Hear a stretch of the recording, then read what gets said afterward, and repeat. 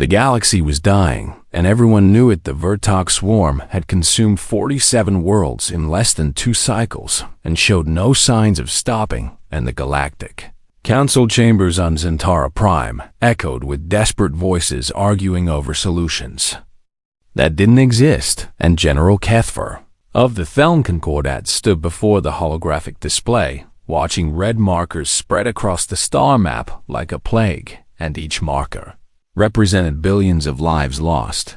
"We need more soldiers," Council Member Thrace said, and her crystalline form flickered with anxious energy, "and every species has already contributed their maximum forces. Then we need a new strategy." Another voice called out, "We've tried 17 new strategies." Kethfer replied, and his mandibles clicked in frustration, and "The swarm adapts to everything, and they don't fear death, and they don't retreat, and they just keep coming." The chamber fell silent because there was nothing left to say, and the Vertok had appeared from the dark spaces between arms of the galaxy 3 years ago, and no one knew where they came from or what they wanted beyond the obvious, and they wanted to consume everything. And they were very good at it. Archivist Palin entered the chamber carrying a data tablet, and his 6 eyes were wide with something that might have been excitement or terror. "And I found something," he said quietly. Every head turned toward him. "In the old survey records from the expansion era," Palin continued, "and there's a planet in the outer rim that was surveyed 8,000 cycles ago and never contacted again." "Why would an old survey matter now?" Thrace demanded. "Because it was classified as a Class 15 Deathworld," Palin said, and the room went completely still. "That's impossible," Kethfer said, "and the classification system only goes to Class 12. They created a new classification for this one planet." Palin explained, and he activated his tablet, and a blue-green sphere appeared in the holographic display, and they called it Earth.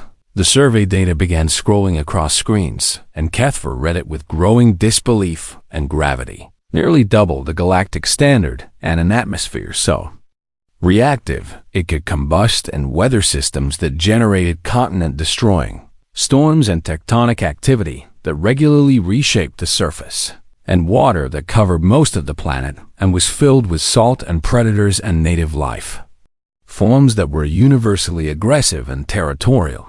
No intelligent life could evolve there." Thrace said flatly, "That's what the survey team thought."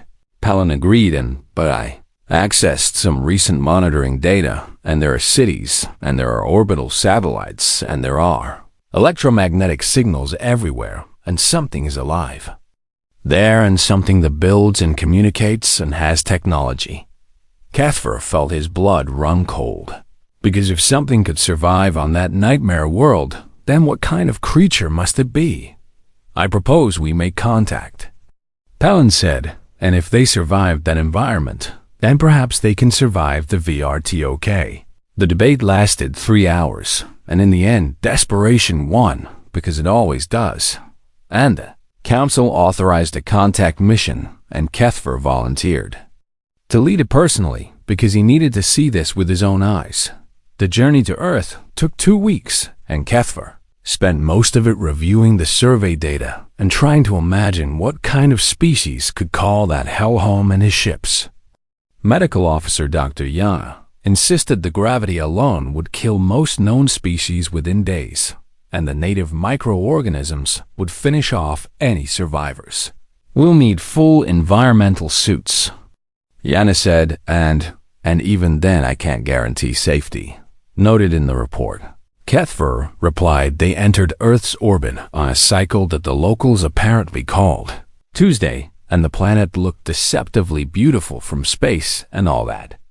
Blue water and green land and white clouds, and then Kethfer checked the atmospheric readings and saw the radiation levels and the temperature variations and the active volcanic zones, and he understood why the survey team had been so terrified, detecting thousands of population centers. The sensor officer reported an estimated total population is approaching 8 billion individuals. 8 billion. Kethfer repeated, on a Class 15 Deathworld. They're attempting to communicate with us, the communications officer said. And audio and visual signals on multiple frequencies. Put it through. Kethver ordered. The screen flickered and a face appeared, and Kethver had seen many species in his long military career, but this one made him pause, and two forward-facing eyes like a predator, and skin that was exposed without fur or scales, and a posture that suggested upright bipedal movement. And when the creature smiled, it showed flat, grinding teeth in front and sharp, tearing teeth in back. This is General Elena Vasquez of the United Earth Defense Force, the human said in surprisingly clear galactic standard, and we've been expecting you. You speak our language, Kethver said, and trying to hide his surprise. We picked it up from your broadcasts, Vasquez replied, and we've been listening to galactic chatter for about 50 years and figured someone would show up. Eventually, Kethver explained the situation and the Vartok and the war and the desperation, and Vasquez listened without interrupting, and her face showed no fear and only a calculating intelligence that Kethver found unsettling. You want soldiers, Vasquez said when he finished. We need soldiers who can survive impossible conditions. Kethver corrected. Vasquez laughed, and it was not a pleasant sound. And General Kethver, you came to the right place, and humans are very good at surviving impossible conditions, and it's kind of our thing. The Council offered technology and star charts and trade rights and a seat at the galactic table, and in exchange, Earth would provide 1 battalion of soldiers to fight the Vartok on Threshold 7. And a mining colony where 3 other species had already failed to hold the Kethver met with the human battalion before departure, and 500 soldiers in armored suits carrying weapons that looked primitive but effective, and Colonel Elena Vasquez stood before them, giving a speech. They think we're crazy for volunteering, Vasquez told her troops, and they think their war is going to break us, and they have no idea what we survived just growing up on this planet. And so let's show the galaxy what humans can do. The soldiers cheered, and Kethver felt something cold settle in his chest, because these creatures weren't afraid, and they were excited. And what kind of species gets excited about walking into certain death? As the human dropships prepared to depart, Earth and Kethver stood in the command center watching, and Dr. Yana approached him. I ran genetic analysis on their biology, she said quietly. In general, they're built like tanks, and redundant organs and excessive bone density and healing factors off the charts, and their pain tolerance is 10 times anything I've seen, and their endurance is biologically impossible. Is that good news? Kethver asked. I don't know, Yana admitted, and I've never seen a species so thoroughly designed for violence, and it's like their entire evolutionary path was one long war. The human ships lifted off, and their primitive chemical rockets burning bright against Earth's blue sky, and Kethver wondered if the Council had just saved the galaxy or doomed it. What have we done? He whispered. No one answered, because no one knew. Threshold 7 was already dying when the humans arrived. The mining colony had been prosperous once and home to 3 species, working together to extract rare minerals from the planet's crust. And then the Vartok came, and now it was a graveyard with atmosphere, and General Kethver watched from the command center as human dropships descended through the toxic clouds without hesitation. They're landing in Zone 7, Lieutenant Kor reported, and his antennae twitching with distress, and that area is completely contaminated, and the Zentari lost an entire squad there last week. Advise them to use the sterile landing zones. Kethver ordered. The response came back immediately from Colonel Vasquez, and negative, and we've analyzed the contamination, and it's nothing compared to some places on Earth, and we're good here. Kethver exchanged looks with Dr. Yana, who just shook her head in disbelief. The humans established their base camp in what other species considered a death zone, and they didn't use the prefabricated sterile bunkers, and they set up fabric tents, and they walked around in minimal protective gear, and within 6 hours they were catching and cooking local wildlife over open flames. They're eating the native animals, Kor said, and his voice rising in pitch, and the same animals that killed two Centauri through toxin exposure. A human medic appeared on the communications channel, and her name tag read, Martinez and the local critters are fine once you cook them right, and kind of taste like chicken and well earthy chicken, but still, you could die from consuming native proteins. Dr. Yana protested. Doc, I grew up eating gas station sushi in Detroit. Martinez replied, and my immune system has seen worse. Kethver didn't know what Detroit or gas station sushi were, but he decided he didn't want to know. The first Vertok attack came on the third night, and the swarm moved like a living tide, and millions of insectoid creatures flowing across the landscape and consuming everything in their path, and their chitinous bodies reflected the moonlight, and their mandibles clicked.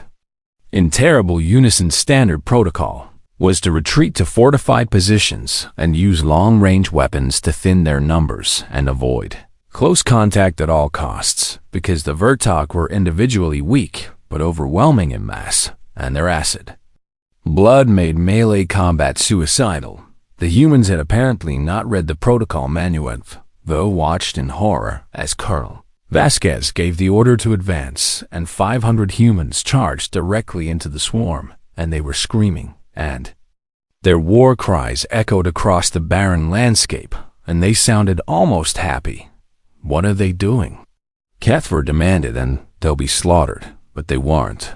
Humans hit the swarm line like a hammer, and they used their primitive kinetic weapons at point-blank range, and then switched to blades and clubs and their own armored fists, and a human soldier grabbed a Vertok warrior and used it as a weapon to beat other Vertok, and another human was laughing while covered in acid blood, and his armor smoking.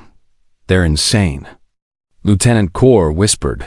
No, Dr. Yana said, and watching the tactical feeds with wide eyes, and they're hunters, and look at their formation, and they're coordinating and protecting each other, and they're pack hunters. The Vertok slasher managed to breach the human line, and its blade arms cut through a soldier's chest plate, and the human went down, and Kethvar expected the soldier to die, because that wound would kill any species. He knew instead the human yanked the Vertok closer and shot it in the face 3 times, and then stood up and kept fighting with green blood pouring from the wound. Medical emergency in Sector 4. Kethver called, and human soldier down with critical chest wound. Martinez here. The medic's voice came back, and which one? Designation reads Thompson, Kethver said. Oh yeah, Tommy, and he'll be fine, and that's nowhere near his heart, and I'll patch him up after what? After the fight ends, and he's having too much fun right now. The battle lasted 4 hours, and when the Vertok finally retreated, the ground was covered with their bodies, and the human casualties were 6 wounded and 0 dead, and Kethver had never seen anything like it in 40 years of military service. He went down to the battlefield personally and needed to understand, and the humans were collecting Vertok corpses and sorting through them, and one soldier was taking photographs, and another was pulling teeth from a Vertok skull. Why are you doing that? Kethver asked the tooth collector. Souvenir, sir. The human replied, and grinning, and gonna make a necklace. You want to wear pieces of your enemy? Well, yeah, and how else are people gonna know I was here? Kethver found Colonel Vasquez overseeing the cleanup, and she had a cut across her forehead, and seemed completely unconcerned about it. Your people fought well, Kethver said carefully. They did okay. Vasquez agreed, and little rusty, and haven't had a good fight in a while. A good fight, Kethver repeated, and Colonel, you lost 6 wounded, and they'll be back in action by tomorrow, and humans heal fast. A commotion drew their attention, and Medic Martinez was working on a wounded soldier, and the woman had a Vertok stinger embedded in her shoulder, and Martinez grabbed it and pulled it straight out, and the soldier screamed but didn't pass out, and Martinez sprayed something on the wound and then used a plasma torch to cauterize it, and the soldier bit down on a piece of leather and endured it. Shouldn't she be sedated? Kethver asked for that. Martinez said, and nah, and she's tough. And aren't you, Maria? Fucking hurts, though. Maria gasped. Language. Martinez scolded and then turned to Kethver, and she'll be fine, and I've seen worse at football games. Kethver had to know, and how can your species endure such pain? Maria looked up at him, and sweat running down her face. And sir, I broke 3 ribs falling off a horse when I was 12 and shattered my ankle in a car accident at 16 and tore my ACL playing soccer at 20 and this is just Tuesday. What is it with your species and Tuesday? Kethver muttered. Martinez finished bandaging Maria's shoulder, and, okay, you're good to go. Can I get back to my squad? Maria asked. Sure, and just don't use that arm for heavy lifting for like an hour. The wounded soldier stood up and walked away. And Kethver watched her go, and his mind trying to process what he'd witnessed. Colonel Vasquez, he said slowly, and I need to understand something, and are all humans like this? Like what? Vasquez asked. Capable of enduring impossible amounts of damage and fighting through pain that would incapacitate other species and seeming to enjoy combat. Vasquez considered this, and General, you have to understand something about Earth, and it tried to kill us every single day for millions of years, and everything on our planet wanted us dead, and the weather and the animals and the plants and the diseases and even the food could kill you if you weren't careful. And so we adapted, and we got tough, and we learned to laugh at death. Because if we didn't laugh, we'd go crazy. And the enjoyment of combat? We're persistence hunters, sir. And we chase things until they die from exhaustion. And it's literally what we were built for, and running and fighting and enduring, and it's in our DNA. Kethver looked out across the battlefield, and human soldiers were joking and sharing food, and treating the whole thing like some kind of sporting event. The council thought they were hiring soldiers. Kethver said quietly, what did they actually hire? Vasquez asked, I don't know yet. Kethver admitted, but I'm starting to think we didn't save the galaxy. I think we just armed it. Vasquez smiled, and it was the Predator smile that Kethver was learning to recognize, and, don't worry, General, and we're on your side. That, and Kethver thought, and was exactly what worried him. 3 weeks into the deployment, and General Kethver realized the humans were teaching the galaxy something it had never wanted to learn. The truth came in small moments and terrible revelations, and like when Dr. Yana completed her full medical analysis of human biology and called an emergency meeting with the senior staff. They have backup organs, Yana said, and spreading holographic images across the conference table, and 2 kidneys when one would suffice, and 2 lungs and sections of their digestive system that can be removed without killing them, and their liver regenerates, and their blood clots almost immediately, and their bones are so dense they can be used as weapons. Lieutenant Kor stared at the images, and that's not evolution, and that's over-engineering. It's exactly evolution. Yana corrected, but evolution on a planet that was trying to exterminate them constantly, and every human alive is the descendant of survivors who endured ice ages and plagues and predators and famines, and their bodies are built for the worst-case scenario. What about their pain tolerance? Kethver asked. Deanna pulled up another chart, and their endorphin production is off the charts, and they can literally drug themselves into ignoring mortal wounds, and I tested this, and a human can run on a broken leg and fight with internal bleeding and continue functioning with injuries that would send any of us into shock. That explains the battlefield performance. Kor said, it doesn't explain the psychological aspect. Kethver said, and they enjoy fighting. I can answer that. A new voice said. Everyone turned, and a human was standing in the doorway, and her uniform identified her as cultural attach. Dr. Sarah Chun, and sorry to interrupt, and Colonel Vasquez thought you might benefit from understanding human history, and may I? Kethver gestured to a seat, and Chun sat and activated her own data tablet.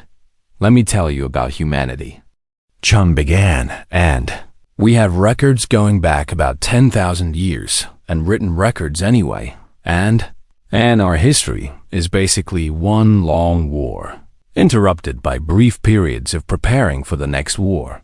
She displayed images and armies clashing, and cities burning, and weapons of increasing sophistication, and we have over 300 words in English alone for different types of combat and war and battle and fight and skirmish and conflict.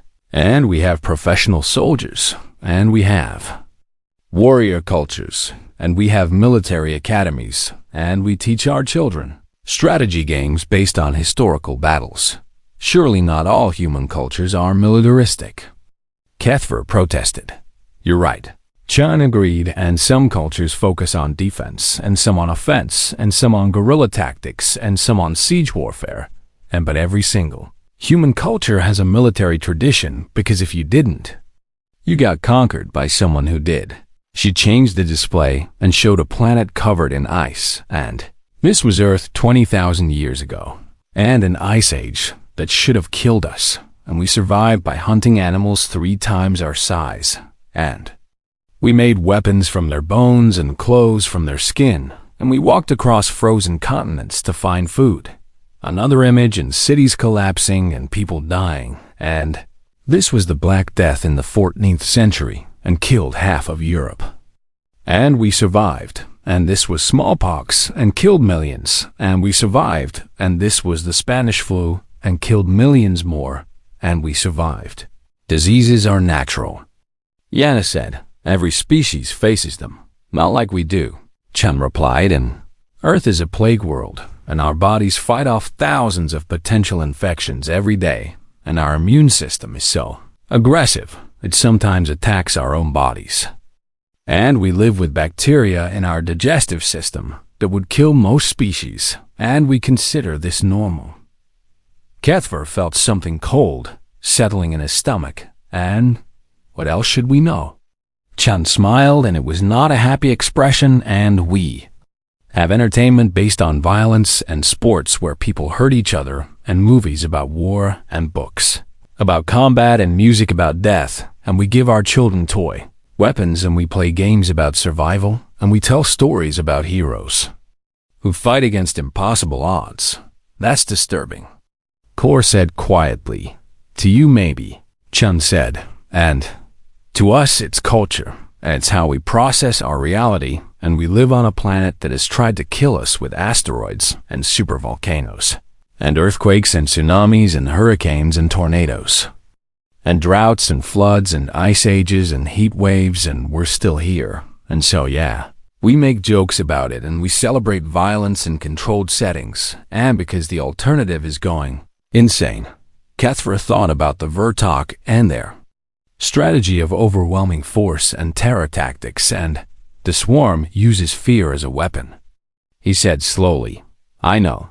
Chun replied, and Colonel Vasquez briefed me, and here's the thing about humans, and we were the prey species once, and about 2 million years ago we were hiding in trees from predators, and then something changed, and we became the predators, and we learned to hunt things bigger than us, and stronger than us, and faster than us. And we did it through teamwork and persistence and refusing to give up. The Vertok don't retreat. Yana said, neither do humans. Chun said, and not unless we choose to, when we have sayings about this, and never give up, and never surrender, and death before dishonor. And we mean them, and it's not bravado, and it's cultural programming going back millions of years. She stood and walked to the window overlooking the human base camp, and soldiers were training and running obstacle courses and sparring hand to hand, and you asked the wrong species for help, Chun said, and you didn't ask for soldiers who could survive impossible conditions, and you asked for humans, and we don't just survive.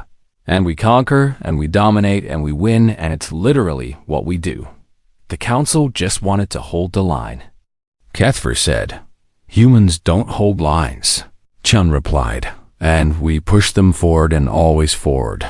And it's how we took over an entire planet, and it's how we'll take on the Vertok.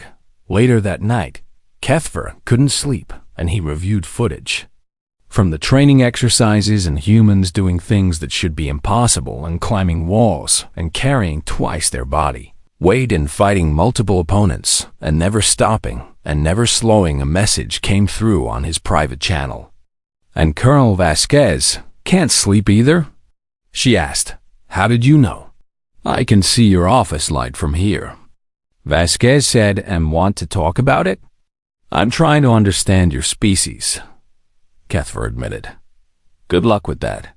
Vasquez laughed. "And we don't fully understand ourselves, but I'll tell you something my grandfather told me, and he was a soldier too, and fought in 3 wars, and he said humans are at their best when things are at their worst, and we don't know how to quit, and it's our greatest strength and also our biggest flaw." "How is not quitting a flaw?" "Because sometimes you should quit," Vasquez said quietly, "and sometimes the smart move is retreat and regroup, but humans? And we see retreat as failure, and we see surrender as death. And so we fight and we keep fighting, and even when we shouldn't.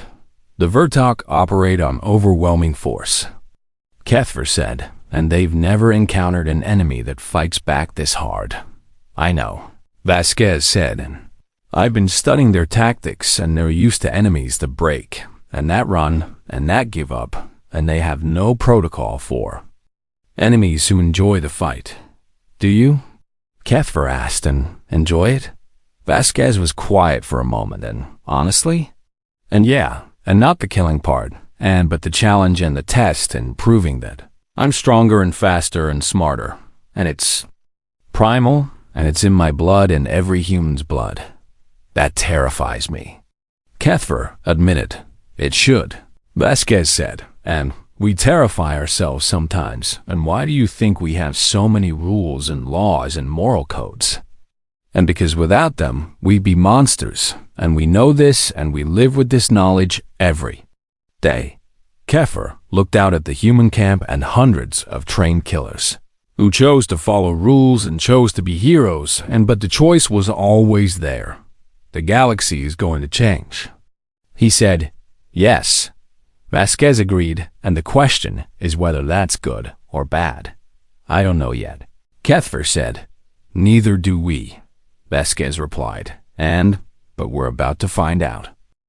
The Vertok swarm had never retreated in recorded history until they met. Humanity General Kethfer watched the tactical display as human forces pushed deeper into swarm territory and not holding defensive positions, but actively hunting the enemy. And each day they claimed more ground, and each day the red markers on the map turned blue. "This is unprecedented," Lieutenant Kor said, and his voice mixing awe and fear. "And every other species is fought defensively, and humans are treating this like a conquest, because it is," Colonel Vasquez said, and she joined them in the command center, "and we didn't come here to survive, and we came here to win." The humans had developed new tactics over the past month, and terrible and effective tactics that made the other species uncomfortable. And they set traps using themselves as bait, and they sent lone soldiers into swarm nests on what they called reconnaissance, but what was really just hunting. And they sang while loading ammunition and told jokes. While planning assaults, a transmission came through from Sergeant Rodriguez, and he was deep in hostile territory and supposedly gathering intelligence. Rodriguez to base. His voice crackled, and found a swarm breeding chamber, and nice and big too, and permission to engage? "Negative," Kethfer said immediately, "and you're alone and fall back and wait for reinforcements." "With respect, sir, and I don't need reinforcements for this, and just need about 20 minutes and maybe 30 if they put up a good fight." "That's an order, Sergeant," Kethfer said. "Copy that," Rodriguez replied, but his tone suggested he was absolutely going to ignore the order. 15 minutes later, Rodriguez reported the breeding chamber destroyed and 0 human casualties, and he sounded disappointed it hadn't been harder. "Your soldiers don't follow orders," Kethfer said to Vasquez. "They follow the spirit of the orders," Vasquez corrected, and Rodriguez's mission was reconnaissance, and he gathered intelligence that the breeding chamber was vulnerable, and then he acted on that intelligence, and the swarm just lost 1,000 warriors who hadn't hatched yet, and I call that a win. He could have died. He didn't, though, Vasquez said, and humans are very good at not dying, and it's kind of our specialty. The swarm adapted, and they always did. And they sent heavier forces, and larger warriors, and new types of creatures that the database had never recorded, but the humans adapted faster. Dr. Yana recorded a conversation between 2 human soldiers and Martinez and Thompson, and discussing the new swarm variants. The big ones with the armor plating are tough, Thompson said, and blood still dripping from a cut on his arm, and standard rounds don't penetrate. Go for the joints, Martinez suggested, or use the plasma charges and cook them from the inside, or get close and use a blade. Another soldier added, and armor doesn't help if you're stabbing through the eye. You people are insane, Yana muttered while reviewing the recording. No, Dr. Chen corrected, and the cultural attach had become a regular fixture in the command center. And they're problem solvers, and humans see every obstacle as a puzzle to solve, and usually through violence, but still, and it's how we think.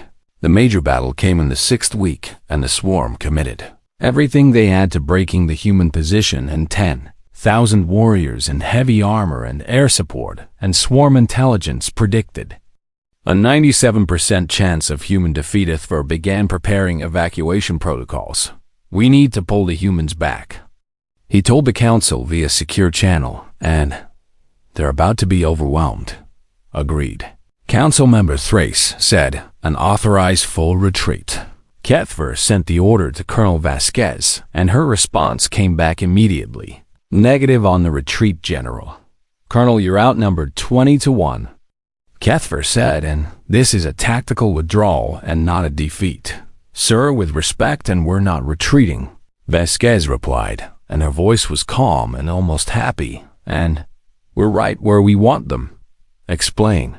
They've committed all their forces to one location, Vasquez said, and they think they have us trapped, but General, and they're locked in here with us and not the other way around. That makes no sense, HFY protested.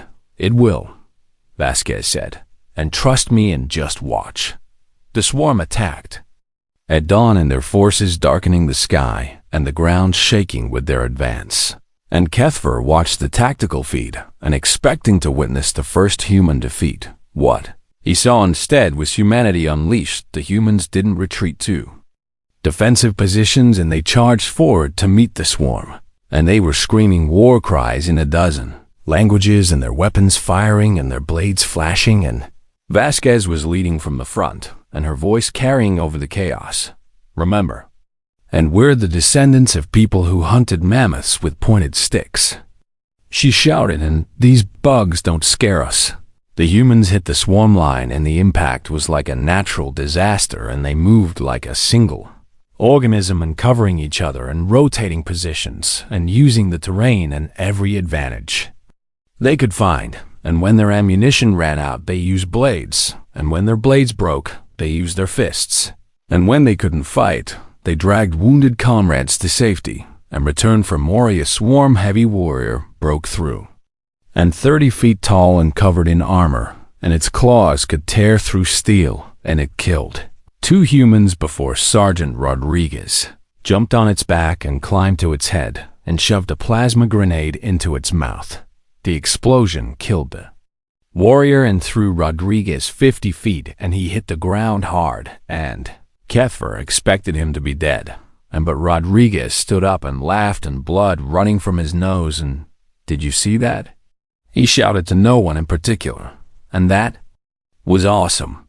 He has a concussion and 3 broken ribs and an internal bleeding, Dr. Yana reported, and monitoring human vitals remotely, and he should be unconscious. He's running on adrenaline and endorphins and probably spite, Dr. Chun said, and give him another hour and then he'll collapse. The battle lasted 6 hours. And when it ended, the swarm was broken and their forces scattered and their command structure destroyed, and inhuman casualties were 43 wounded and 7 dead. 7 dead out of 500. Engaged against an enemy that outnumbered them. 20-1. Kethver went to the battlefield personally and needed to see and needed to understand, and the humans were already collecting their dead and treating their wounded and singing. They were singing. What is that? Kethver asked Chun, who had accompanied him, a funeral song. Chun explained, and is traditional and honoring the fallen and celebrating their sacrifice, and humans have been doing this for thousands of years. The 7 dead were laid out in a row, and their faces peaceful, and their hands folded, and they're folded. Comrades stood around them and sang, and some were crying, but they sang anyway. I don't understand. Kethver said, and how can they celebrate after losing people? They're not celebrating the loss, Chun said quietly, and they're celebrating the lives and the sacrifice and the meaning, and death isn't the end for humans. General, and it's part of the story. And then those 7 died protecting their brothers and sisters, and that's the highest honor in human culture. Colonel Vasquez approached, and she had a cut across her cheek, and her armor was scorched and dented. And, General, she said, and we held the line. You did more than hold it. Kethver said, and you destroyed them. We did what we came here to do. Vasquez said, and then quieter, but we lost 7 and 7 good people, and that hurts. Yet your soldiers are singing, because that's what you do. Vasquez said, and you honor the dead, and you keep fighting, and you never let their sacrifice be meaningless. A young human soldier approached, and barely more than a juvenile, by galactic standards, and Colonel, and we found the swarm command node, and do you want us to destroy it? No, Vasquez said, and a strange smile crossing her face, and I want you to rig it to broadcast, and I want every swarm in this sector to see what happens when you fight humans. Kethver felt a chill run down his spine, and what are you planning? Psychological warfare, Vasquez said, and the swarm operates on instinct and fear, and we're going to teach them a new instinct and fear of humans. Over the next week, the humans systematically destroyed every swarm position in the sector, and they made sure the Swarm Command Network saw it all, and they broadcast footage of human soldiers, laughing while fighting and singing while advancing, and dancing on the corpses of swarm warriors. The swarm began to retreat for the first time in recorded history. The Vertox swarm retreated from an enemy. It's working, Lieutenant Kor said, and disbelief in his voice, and they're actually afraid. No, Dr. Chun corrected, and they're not afraid of death, and they're afraid of humans, and there's a difference.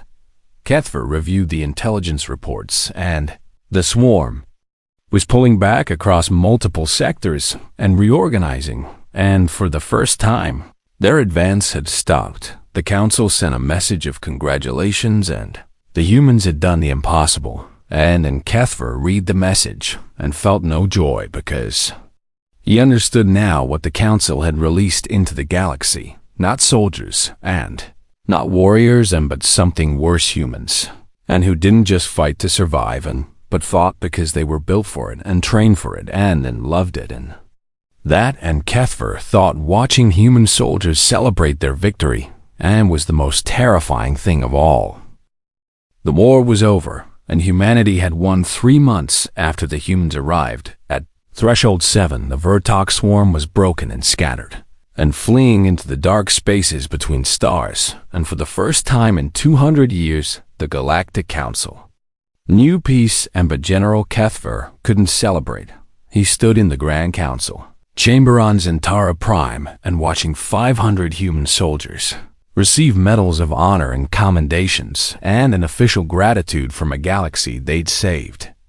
And Colonel Vasquez stood at attention, and her dress uniform crisp and perfect, and her face showing no emotion as Council Member Thrace placed a crystalline star around her neck. Humanity has given us a great gift, Thrace said to the assembled delegates, and they have shown us that even the darkest enemy can be defeated, and that courage and strength can prevail against impossible odds. The chamber erupted in applause, and thousands of beings from hundreds of worlds celebrating the victory and Kethver. Notice the way some delegates looked at the humans, and not with gratitude, but with fear and calculation and suspicion. After the ceremony, Kethver found himself in a private meeting with senior council members and the ones who made the real decisions behind closed doors. "We have a problem," Council Member Drath said, and his scales rippling with agitation. "And the humans, they saved us." Another member protested. "They saved us from one threat," Drath countered. But what about the threat they represent?" "Explain," Trace demanded. Kethver had prepared for this, and he'd known it was coming.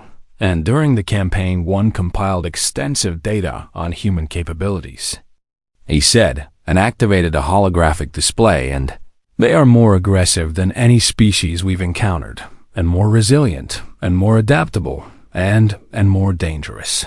"Dangerous to the swarm," someone said.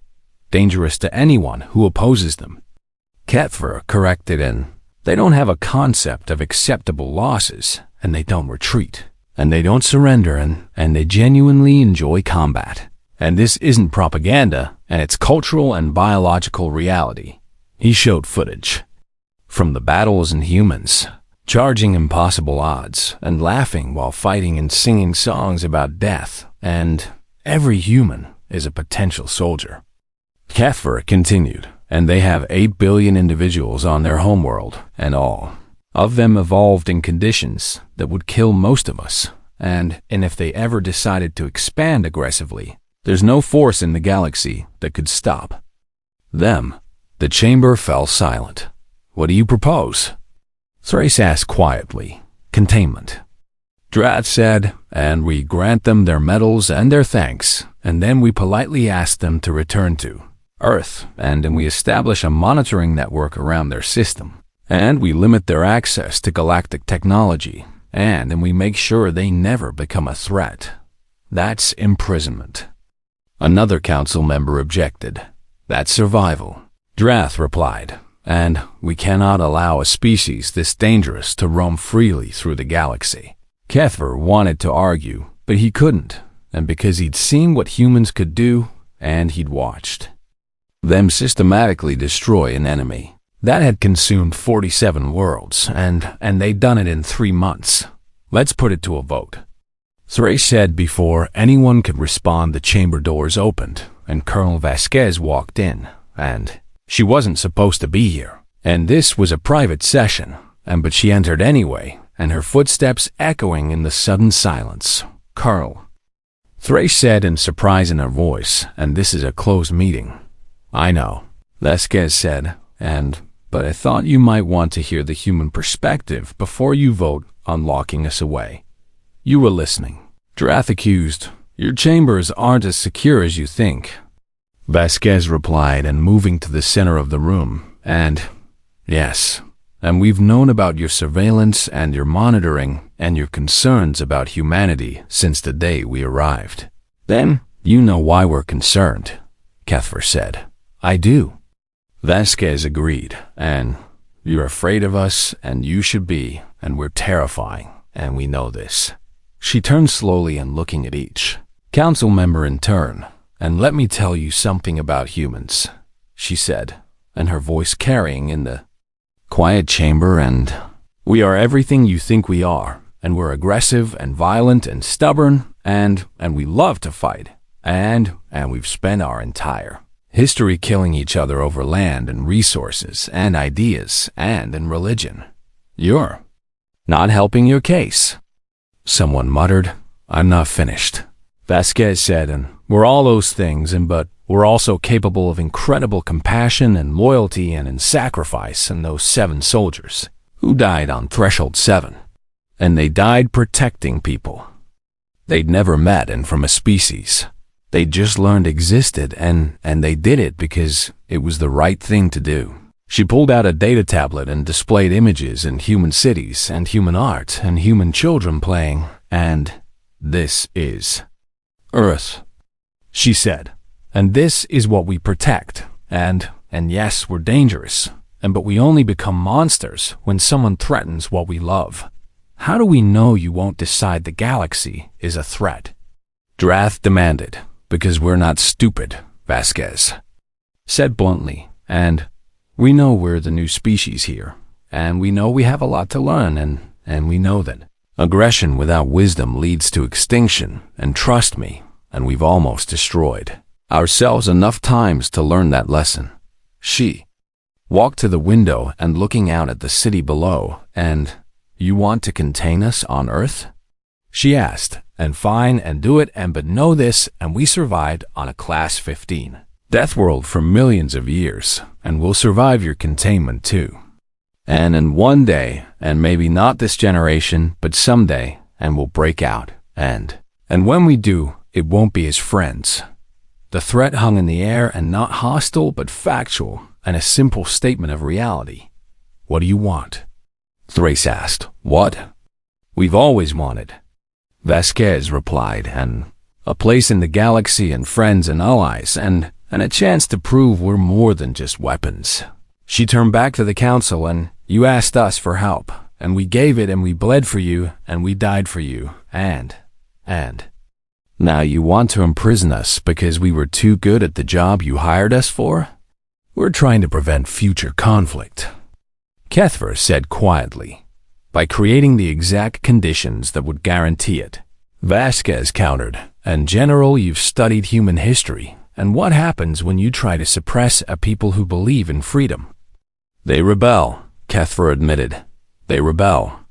Vasquez agreed, and every single time, and without fail, and it's what we do. Council member Thrace stood, and her crystalline form chiming softly, and the Colonel makes a valid point, she said, and containment would only breed resentment, and resentment breeds conflict. Then what do? Drath demanded, and just hope they stay peaceful? No, Vasquez said, and you do what the galaxy has always done, and you integrate us, and you give us a reason to care about the galactic community, and you make us invested in peace. And if that fails? Someone asked. Vasquez smiled, and it was that predator smile that Kethver had learned to recognize, and then you better hope you have something worse than humans to throw at us, she said, but trust me, and you don't want to find out what that would take. The vote came later that evening, and by a narrow margin, the council decided to grant humanity full membership and embassy status and an open trade rights and access to most galactic technology. Kethver found Vasquez on the observation deck and watching Earth's moon rise over the city. You threatened the council, he said. I told them the truth, Vasquez corrected, and sometimes truth sounds like a threat. Did you mean it? Kethver asked, and about breaking out if they tried to contain you? Yes, Vasquez said simply, and humans don't do well in cages. General, and we'd rather die free than live imprisoned, and that's not bravado, and that's just how we're wired. I'm still afraid of your species, Kethver admitted. Good, Vasquez said, and fear is what keeps you cautious, and caution is what prevents war, and prevention is what we all want, and right? Is it? Kethver asked, and you seem to enjoy the fighting. Vasquez was quiet for a long moment, and I did. She said finally, and that scares me too, General, and because I know what I'm capable of, and what my people are capable of, and I know that if we're not careful, we could become the very thing the galaxy fears. Then why push so hard for integration? Because isolation breeds extremism, Vasquez explained, and extremism breeds violence, and if you lock humanity on, Earth will turn inward and will build up our military, and we'll convince ourselves the galaxy is the enemy, and one day we'll come out swinging. And if we integrate you, then we'll have friends and trading partners and cultural exchanges and reasons to care about galactic peace, Vasquez said, and we'll still be dangerous, General, and we can't change what we are, but we can choose what we do with it. 3 months later, the first human embassy opened on Zentara Prime, and within a year human ships were trading across the galaxy. And within 5 years, humans had colonies on 12 worlds, and they brought their music and their art and their food and their strange custom of laughing at. Deathworld watched it all with a mixture of pride and terror, and the galaxy had changed and would never be the same, and he didn't know if that was good or bad. But he knew one thing for certain of the talk. Swarm would never return, and because they'd learned what the galaxy was now learning, that hope hadn't died when humanity spoke.